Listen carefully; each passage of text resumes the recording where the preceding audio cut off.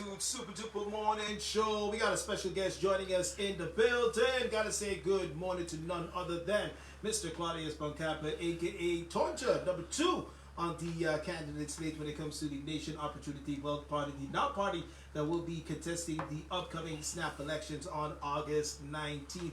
Good morning, Bunks. Which mic you gonna use? There we go. All righty then. All right. Good morning, Tonja. How you doing? I'm good, man. I'm good. I'm really good. You know, before I start anything, let me give a shout out to my granddaughter. Today is her birthday. He's all there we go. Yeah. Today's her birthday? Happy Yeah, birthday going out to her. 1 year today. I must honestly say, yesterday we celebrated, we had her celebration. I really enjoyed the family gathering. We had a great family gathering. Couldn't make the The meet and greet. meet and greet, but I did what I had to do. Opa at the was busy family. with other duties, huh? Yes, Opa had to deal with granddaughter, but also family. Absolutely. And if you don't have family in your team, you don't have a backbone to That win. is true. That is true. Speaking about family, we got a lot to talk about, but I know definitely you want to talk about the recent gun violence and crime that's going on here on the island. Unfortunately, we had another shooting over the weekend, and you're a guy that looks at it from different perspectives. Not only are you looking at the rise of crime and gun violence on the island, but you're also looking at what is this doing for our island, especially when it comes to the economy. I think the last part there, image is everything. Safety is everything when it comes to tourism. If you don't have tourism, There you go. if you don't have tourism, feeling safe, if you don't have tourism, tourists that have light to give safety, so the GB effect was one of the things where don't go to St. Martin, they always have blackouts. Yeah. Now you're going to start reading, don't go to St. Martin, they're killing everyone. And you're going to destroy your economy. Now, if we want a lesson in destruction, go to Jamaica. See what happened in the 70s when they were feuding and Bob Marley was trying to bring them together, but everybody was running because they were killing each other wild. Right. You see, gang violence is something that you cannot control as easy as you believe. You can put a lot of bodies on the street, but they have their own codes, they have their own laws they live by. That's why you always hear people talking about the law in the courtroom and the law of the street. Because they are different laws. They're totally different. But the effect that this can have, remember, this whole shooting that occurred over the weekend is now seemingly gang related to the 6 and the 7s. And this is becoming more and more dangerous because these are gangs that are now putting out hits in other countries than where they originated from. So it isn't only that the gangs are here, they are throughout the Caribbean. So it makes it a very dangerous situation. I nearly, I don't like to curb and say you can't come or you can't come. They have done it here before. Right. But clearly they slacked on checking who they were letting in. The gentleman is well known in his home country. He's supposed to be in courts. He's wanted for drug trafficking and other things. So you don't know what this shooting might have been about. Right. It leaves a lot of things open, but I think the government is going to have to clamp down on leaving in certain artists with certain messages. And you can speak of a democracy, you can speak of all your freedoms that you have, but bullets don't have eyes. When innocent people, look at the whole Trump rally, who died? A fireman that left a wife and 2 children behind that had nothing to do with whatever it was. And this is the danger with where we are now going to find ourselves. Look, if gangs were rooting out gangs, that's one thing. Families will cry. But when you start shooting wild and innocent people, you're going to hurt the nation, you're going to hurt their economy. And I think that's where I am now heading to. The economy. How do we protect the economy? So we're going to do a bunch of gun searches and pick up all the guns and find the origins. And then what? And then what? Because you can take 1,000 guns off the street. It's going to be replenished by 1,000 guns. We need to be able to say, okay, how do we stop the guns coming into the country? And I don't want to say Customs ain't doing a good job because Customs is doing a hell of a job. But again, they're undermanned. You have the Coast Guard. You have other people we are bringing in. Maybe, let me just say this clear. Maybe it's time to stop worrying about the politicians and worrying what really happening in this country because they have put 25 million euros a year into seeing how they can lock up the politicians because it's so bad. Politicians ain't bringing in no guns. Let me get clear on this. Said they're doing this, said they're doing that, but they ain't bringing in guns. Right. They're running drugs. So you need to focus on what's hurting this country. And it is not politicians, because the politicians in Manhattan are just like those in Holland. Let me not make no mistake. We govern the way we believe we should govern. And some like it and some don't like it. It's the same like when you debate leadership. Because, again, leadership is going to play a role in how we move forward and how we deal with these crises. You can have the Mother Teresa leadership of kindness. You can have the forgiveness leadership of Nelson Mandela. I will forgive you for what you have done to me. You have different ways. But we need right now a leadership that is totally different and understands how do I bring back stability to this country? Because this country is as unstable as it can come right now. Absolutely. Remember, when we talk leadership, you got to think on a few characteristics. You cannot have impulsive decision making because you're angry of what's happening or you believe that only you know. Remember, dialogue is something that brings... You saw that show last week in Parliament? That was a show. That was a show. That wasn't reality no more for me. I understand politics well. And there was a whole discussion about who was right. Was it the Prime Minister or was it the Minister of Justice? My analysis is very simple. Both were right. Why? Because there was a decision taken on Tuesday. That is correct. The decision was no more public meetings, no more gatherings at the polls. We're going to review the billboards that are being placed. Right. That was a decision taken. No ifs and buts. They were all there. Everybody agreed. What did not happen was the formalization of the decision by having a new MBA made up and placed in the National Gazette stating this and this and this can happen. But they nearly made it look as if, oh, Luc did something on his own and the Prime Minister, no. The Council of Ministers made a decision. Let us not confuse things. Because that's what those boys are over there doing now. Trying to confuse the public, rile up the public, and try to mislead what's really happening. And that's not true because these are things that the safety of the country is directly at stake. Right. Now, it's easy to say, oh, it's not political. This shooting wasn't political. We don't know. We don't know its origin. All we know is 5 men were gunned down at 4:10 in the morning in Maho. Right. That we know. You know, and we got to be careful now how we proceed.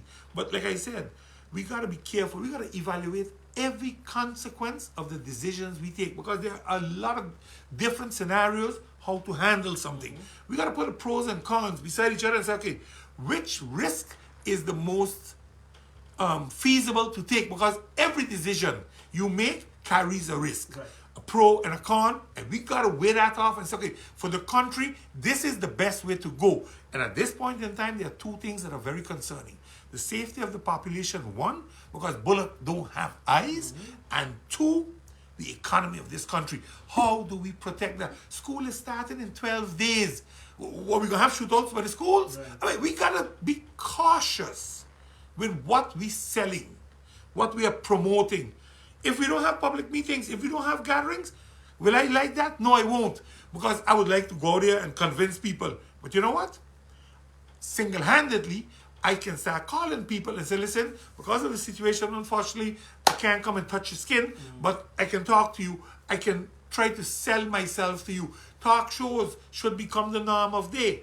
If you want to use Facebook because you got the money, do that. Right. But you can communicate. Don't pretend you cannot. You don't need a stage when you don't know what's in the crowd to go sell a message. Because you're not only putting your life in danger, but you're putting the people around you in danger. And that's the problem where I found we started a comedy caper in Parliament about, oh, this one, this, and please. Right. You're putting people's lives at risk. Using terminologies like voter suppression. And I was that's like, okay, utter nonsense. That's utter nonsense. You want to see voter suppression go Venezuela now, where suddenly They had raids on the polls, and so Maduro could win. That's voter suppression because the polls were saying 60% for the opposition to win. Now it's only Maduro winning. That's voter suppression. You know, if you go by people's house and tell them you can't leave to go vote, that's voter suppression. But if I am telling you you can't be at a poll to buy a vote, that's not voter suppression. That's saving the integrity of the election. Right. Let's not confuse the two. Absolutely. So, like you said, our main concern is not protecting politicians and who feels what threatened and who has to run to their car, who dogs being poisoned. Your thing is the bigger picture, which is the people of St. Martin on the whole. And like you said, the economy, because right now the publicity that we've been getting for the last 2-3 weeks is not great publicity. No, we are sinking in the polls on the international market on safety. Look, again, the shootings that are taking place have different motivations. At this point in time, there's no indication on a political assassination as was stated. They can't find it, and if they find it, I will be happy that the news comes out and tell the people what really happened. Yeah. Because if we are going to block all political manifestations, that means that there must be a high-level threat on political manifestations. Now, if you tell me, and again, this is a part of leadership, I don't want nobody standing by the polls to convince nobody, to put no fear into nobody. You all can have your public meetings if you want, but nobody is standing at the polls. If you want to prevent vote buying, then there are ways to do that. Let us not pretend we don't know how the art is done, because the police know it, the prosecutors know it, so you know what to look for and where to look for it. Let us not fool ourselves. I am saying, if you say, okay, listen, gatherings to an amount of so much, listen, if a shooter man want to find you, he gonna find you. He don't just shoot you at the rally, he can shoot you by your house too. What we gonna say then? Oh, no, they ain't political, it was just an assassination? No, come on. It is really the undertone of this. I will not say that the Minister of Justice or the Prime Minister or the Council of Ministers don't know why they took this decision. I think everybody is passing over the letter of the police chief, Carl John. That was a very, very harsh letter. Let us not make no mistake. That letter started where he told us we have some serious threats. We have, we as police cannot guarantee safety. Yeah. Then why the hell do you want a public meeting? You are willing for your vote rise to count to put people in danger. We got to be careful. You know, when you took the oath, it said country above self, not self above country. You're not going to sacrifice people in the country for a vote. If that's what you want, then you are in the wrong profession. Absolutely. You're in the wrong profession. Agree with that. So we touched on that. We also talked about the cancellation of public meetings, the whole uproar, and the hobbalaboo that came along with that. So moving forward, so what's this decision? Because I know the Minister of Justice said in Parliament, I think it was on Thursday, that yes, that the Prime Minister or the Council of Ministers made that decision. However, legally, we cannot stop you at this time from having any public meetings. And that has to do with the simple fact that the decree, the ministerial decree that granted the permission to put up billboards and hold public meetings has to now be retracted, revised, where they're going to say no more public meetings, no more standing at the polls. Most probably billboards in the roundabouts might have to move in accordance to the police standards that were set, because in the past 2-3 elections ago, you couldn't do nothing in the roundabouts. Right. It is since the last government that roundabouts have now become the only exemption we always made with the roundabouts down by the police station was for the carnival season. And they took that and said, oh, but if it can for them, why can't it for us? Yeah. 2 reasons. 1, right now we're in the hurricane season. 2, you ain't paying $1 for your billboard, because the billboard is subject to permit. If they had to pay for every billboard they put up, government would be making over $100,000. But what happens, the government, through the Minister of Justice specifically, gives an exemption to the law and allows you to place billboards, and keep public meetings and manifestation, marches, whatever, without paying for the permit, because they are all subject to a permit, all of them. So they gotta stop talking when they don't understand. You are exempted, and that exemption has to now be retracted by the Minister of Justice, and that goes in to the National Gazette, and then it's over. Then there will be no public meetings, there will be no rallies, etc., manifestations at the polls. That's the decision that was taken, and that's the decision that, if I'm not mistaken myself, was ratified already. All it has to do is be placed in the National Gazette, and then it's over. Okay. So moving forward, what's the moves from the Now Party? What do you guys have planned? Well, we're going to have to review everything now. Look, they're not banning us from canvassing. They are giving us a warning not to do so. So you don't have to canvass at 8 o'clock at night. Maybe you have to try to canvass between 4 and 6. You try to canvass between 4 and 6 and ensure that you also take care of your safety. Be very cautious where you are. Right. Check your surroundings, Don't just believe you can walk, go any place, anytime, do what you want. That's not true. Those days in Samaritan are long gone. That's nothing to do with this election. They're long gone. The safety threat has risen way above the norm when it comes to those things. But, again, in January last year, December last year, we walked around all the districts. I didn't fear nothing. I walked through the hardcore districts, they like to call them. Right. DQ, Middle Region, St. Peter's, KB, Colby. Please, the people are normal. Normal people live there. You always have a handful that, they want to go the extra mile and behave stupid, tell you stupidness. But if you interact and you start to argue, remember, you're in their playing ground. You're in their playing ground. Yes, so be careful. Have a conversation. If they don't want to have a conversation with you, thank them and move on. Just move on. There's so many houses in the districts that you can touch. Look, I have now moved my ground campaign to a digital campaign. And I will make sure that every day my voice is heard one way or the other, be it in an interview, be it in a podcast that I do myself on Facebook. And, 20 minutes, 30 minutes, you get your message out. Because that's what it is. Get your message out. Today I'm talking about safety and how the way forward, But again, there are a lot of topics that this country needs to hear before they get to the polls. And as we get closer, I'm also going to start discussing the value of leadership, the understanding of leadership. What are we really talking about? What are we really looking at? Because everybody's a leader in their way, but not everybody can lead a country. And we got to be very cautious and clear on how we do that and where we go with that. And speaking about being cautious and clear, also Carl John last week in the Parliament meeting talked about voice notes being circulated, and all of those threats have to be taken seriously. I'll tell you something. That's another thing too. The leader of the DP is one of the strongest politicians I know, Kwawil. Very knowledgeable, very political savvy. Sarah don't need to shed a tear to try to get a vote. Sarah knows how to get her votes. But clearly, the threats being levied by voicemail also reached home by her. It was clear in the meeting, and I was so thankful that the chair Emmanuel, stopped the meeting so everybody could compose themselves and then we could continue. But it shows you that the level of threats are there. And, we can say, I can live through. Yes, some of you might be gangsters, but not every politician is a gangster. And you got to understand that the safety of the nation comes before your egoistical desire to win. Because at the end of the day, I don't need to win if it's going to cost a life of anybody.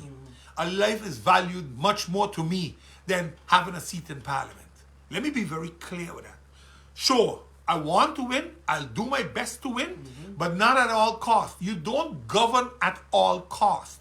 If you don't have a moral compass, go and look for one. Because this country needs people with a moral compass. I don't want to hear nobody talking with me about ethics and so, because they say, you got to be this, you got to be ethical. Nonsense.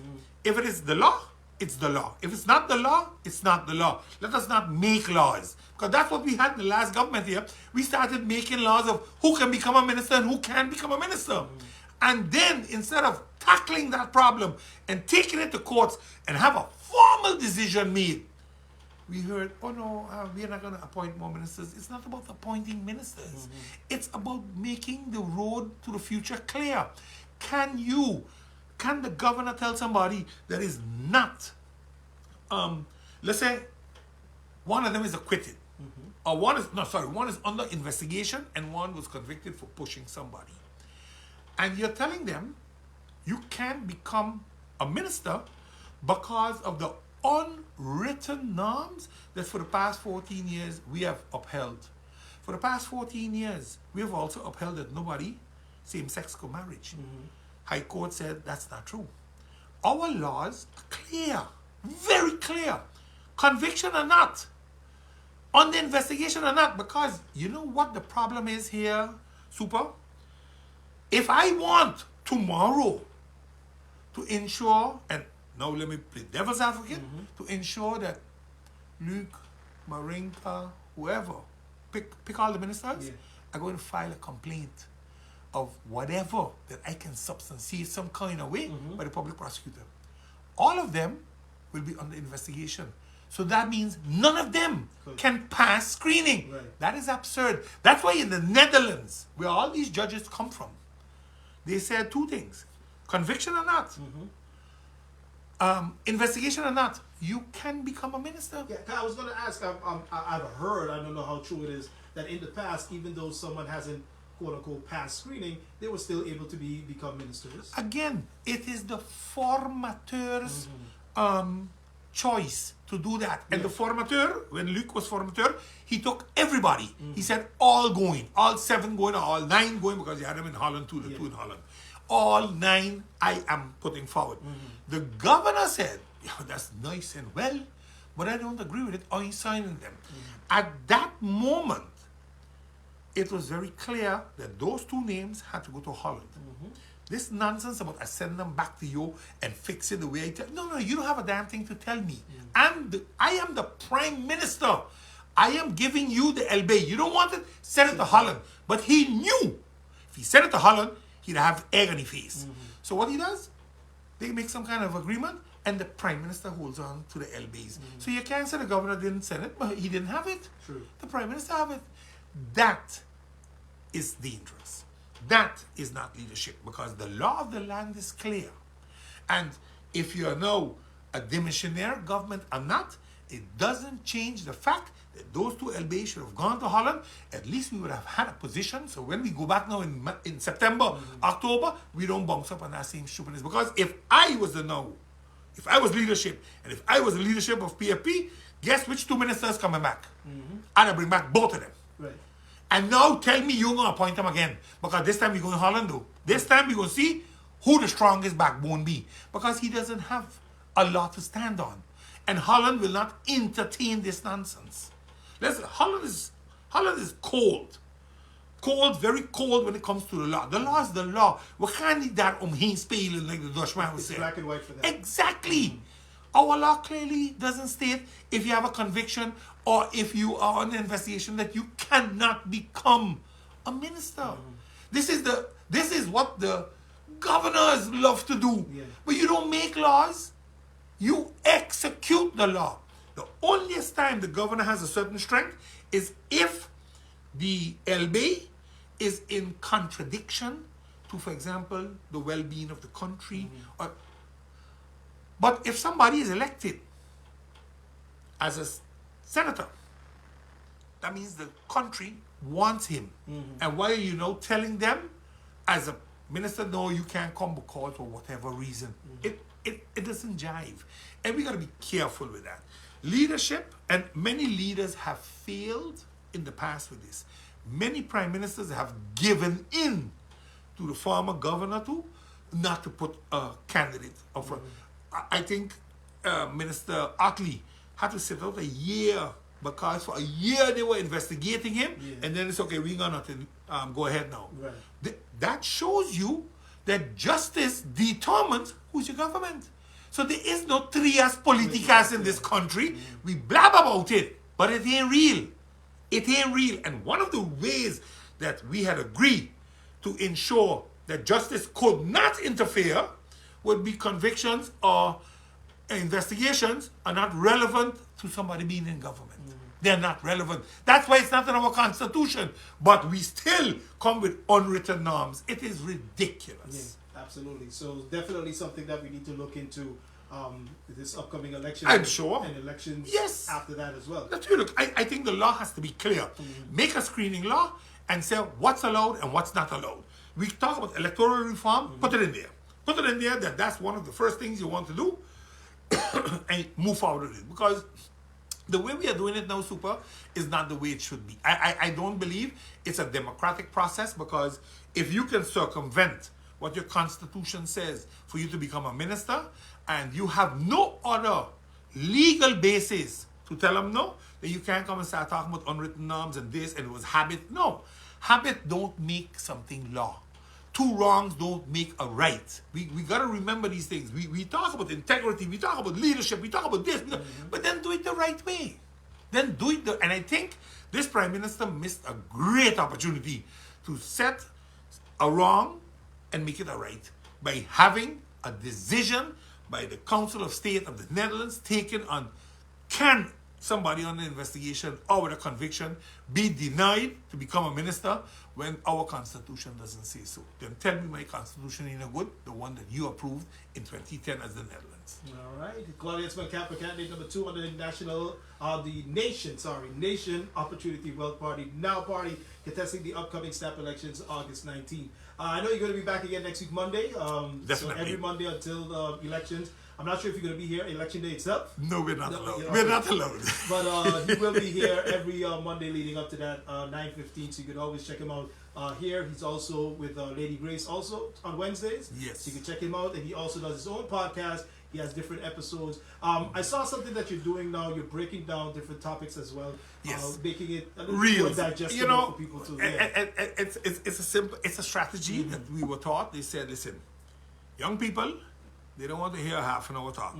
You give them something to catch their attention, and then they're willing to listen. Yeah. So we created a real system. So we have about 20 or 30 of them out based on very specific topics that if you like it, you click on it, we can take you into the show, and then you can see more of it. But it is a way of getting the message out in 30 seconds, 45 seconds max. We try to get the headline out. Right.